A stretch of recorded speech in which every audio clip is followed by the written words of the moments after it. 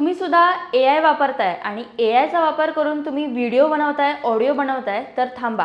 ही बातमी सगळ्यात आधी तुम्ही समजून घेणं महत्त्वाचं आहे. तर झालंय असं की सरकारने या संदर्भात आता कठोर आणि कडक नियम जारी केलेत.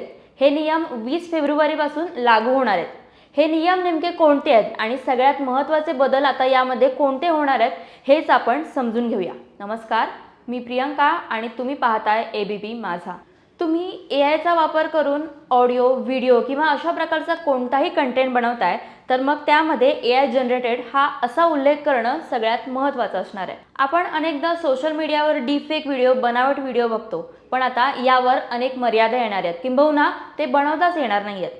सगळ्यात महत्त्वाचा आणि मोठा बदल म्हणजे आधी आक्षेपार्ह अशा प्रकारे जे काही व्हिडिओ असतील तर त्याला 36 तास मिळायचे, परंतु आता हा कालावधी कमी करून तो 3 तासांवर आलाय. आणि अशा प्रकारे अश्लील किंवा खाजगीपणाचा भंग करणारा मजकूर जर का असेल तर तो तुम्हाला 2 तासात हटवावा लागणार आहे. सोशल मीडिया कंपन्यांना दर 3 महिन्यांनी युजर्सना नियमांची ही आठवण करून देणं भाग असणार आहे. तसंच जर का पोस्ट केलेला मजकूर AIने तयार केलेला आहे का हे सुद्धा पाहणं गरजेचं असणार आहे.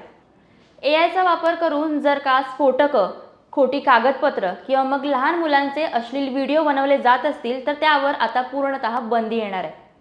आणि तुम्हाला असा जर का प्रश्न पडला असेल की हे सगळे नियम नेमके कोणत्या प्लॅटफॉर्मसाठी आहेत, तर हा फक्त नियम फेसबुक, इंस्टाग्राम या प्लॅटफॉर्मसाठी नाही आहे.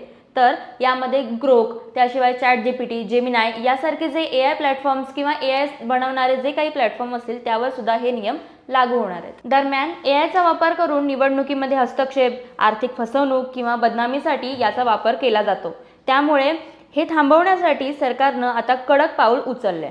त्यामुळे मित्रांनो, जर का तुम्ही AIचा वापर करून कोणत्याही प्रकारे खोटा कंटेंट तयार करताय तर मग आत्ताच थांबा आणि ह्या कडक नियमांची सगळ्यात आधी पूर्ण माहिती घ्या.